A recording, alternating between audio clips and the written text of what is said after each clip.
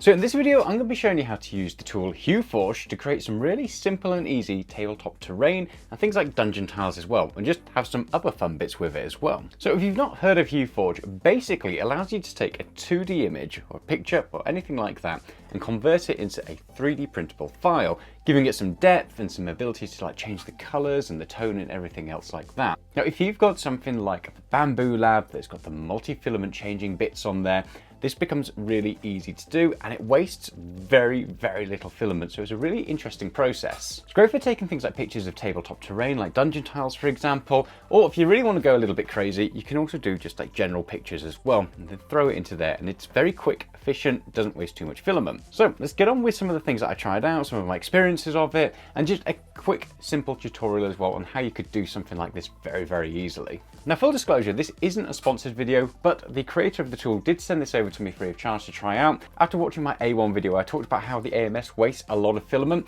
and I figured that this could be quite an interesting application for me to try out because it doesn't waste too much filament. And in all honesty, it doesn't. It basically only has a couple of color changes and it does everything really effectively. Now, I'm not going to pretend to understand how the back end of this works, but from a consumer perspective, all you do is you grab the picture that you want to turn into a 3D printable file. You drag it into the tool, and then what the tool does, it does some kind of wizardry in the background, and it adds things like 3D mapping to this. And now I'm going to say loads of different terms here that don't mean what they actually mean, no doubt, but in my mind they make sense. So it gives it some depth and everything else. And all you need to do is you need to choose how thick you want this to come out, and then you choose where you're going to have all those different color changes. When I first started this, I did it wrong. So I printed this, for example, which is a really flimsy little one. And then I bumped it up in thickness instead, and I got this sort of result here, which is much thicker. It's gonna be much better to use on the tabletop. So that way, instead of having like printed tiles, like just your basic paper ones, you could have these 3D printed ones, which can be a lot more robust.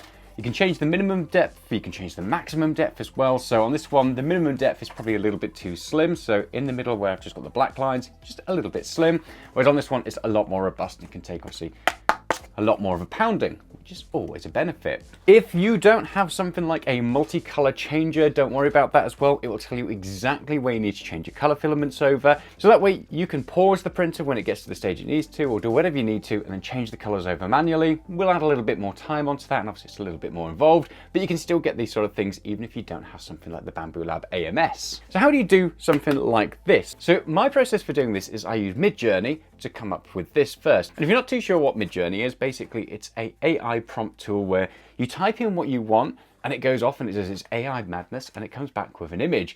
It's not great at doing dungeon tiles. It tends to give me an entire dungeon or like a house or something like that, but that's fine because then I can zoom in and crop out the bits that I want. So for example, I've done this, and that allowed me to take some dungeon tiles, and I could just basically crop out all the different bits that I wanted. So that way I could have like a corridor, for example, I could have the main bit here, I could then crop down to smaller bits depending on what sort of thing I wanted. So after I've downloaded my image and I've chosen the section that I want, I then need to pop it into HueForge. Now for this, I will get a bit of a screen recording going for you so you can see the process as I go through it. So here we have HueForge, and I've dropped in basically this that I want to be able to get out and print.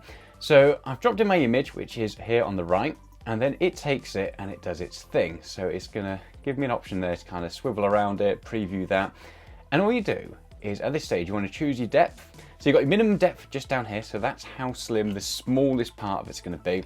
And then your maximum depth. And you can change that about however you want it. So that way you can avoid the mistake that I had where it came out basically really thin and end up with something that is just a little bit thicker instead.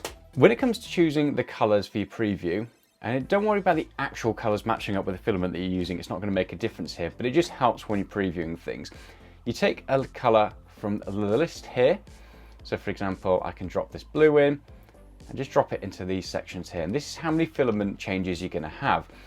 For example here, the black, I can drop that down or up.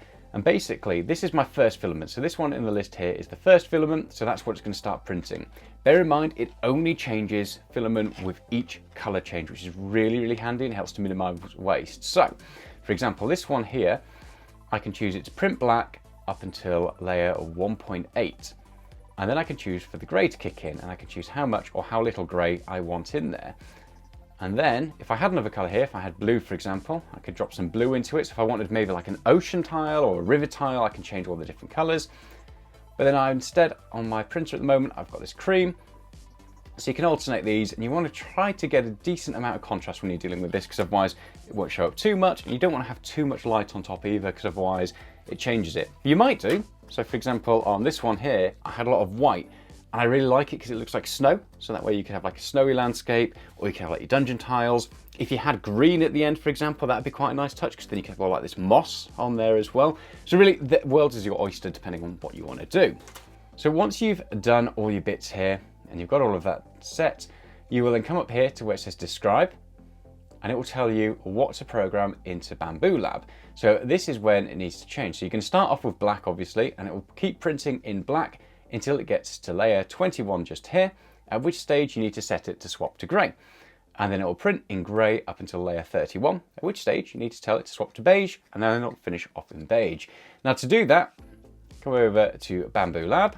So I will go to the bit that I've been printing, which is just here. So slice plate, let it do its thing. And as you can see here, I've got all the changes set.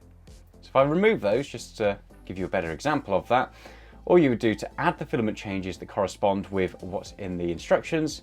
So you take it to the layer that you need to go to, then you right click and add change filament. So in this stage, you're going to be changing to filament 2. And you need to go up to the next bit, which it corresponds to, right click again, change filament to filament number 3, and then you are good to go. Slice plate, and then you're ready to print. As I mentioned earlier, you don't need the colors in the slicer and the colors in HueForge to match up. Obviously it helps just in terms of visualization of all of that.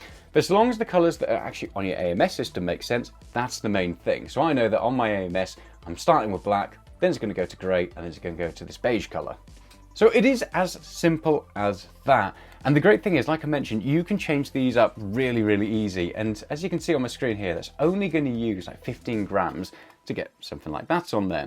Now, granted, this doesn't have the advantage of being able to clip it together and stuff like that, but instead of having paper tiles or card tiles, it's really easy and effective to do. It means they're going to last a little bit longer, they're more robust, and there's just a little bit of depth on them. And the great thing is, like I mentioned, you can change things like the colors. So you could have snow, you could have moss, you could make it a river, you could make it lava. There's so many different things you can do with it. I also tried taking like a scan of part of a board game that I've got to see if I could do that.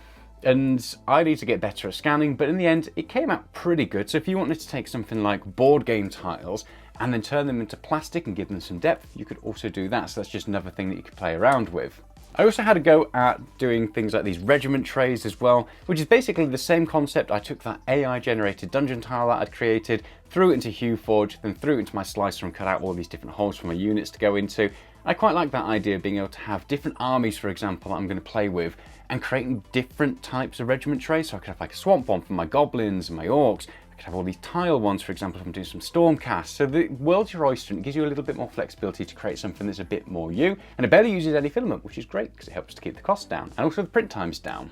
You can also do some of these things as well, like little bookmarks that I decided to do for my kids. So again, I used AI to generate the frogs, put it into an image, and then put it into HueForge, and I got this, which is kind of funky. It's not the best thing in the world, but I think it looks pretty cool. And again, it shows you can do different colors. So I started off with the black, then went to the green, then went to yellow, and then went to white to finish it all off on there. So you can do some really cool artistic things, obviously like Darth Vader here, and just have an absolute blast with it if you're not interested in doing things like dungeon tiles. But world's your oyster, and you can have a lot of fun with it. So all in all, I'm really impressed with this, and I think something like dungeon tiles, printing my regiment trays and everything else, just a great, nice little effective idea. There's probably other tools out there that will do similar things as well. And if you're somebody who's already into 3D sculpting, you can probably do things better than this, much easier, because you've got that skill set. But for somebody who's a complete amateur and doesn't know how to do any 3D sculpting or anything like that at all, really easy to do.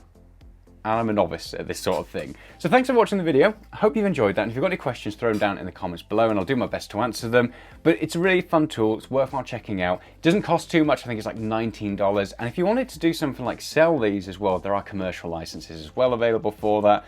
I've not tried one of those myself. I probably will pick up a commercial license just so that way I can share things like this with you guys. Probably not going to end up selling anything, but things like the regiment trays, for example, things like the dungeon tiles, it's just nice to have something out there for the community as well. So I hope you've enjoyed that video. If you have, hit that like and subscribe button. It goes a long way to supporting the channel. And also as well, if you want to get some discounts from these awesome t-shirts by Into the AM, head on over to the link in the description where you get a discount off when you use my code.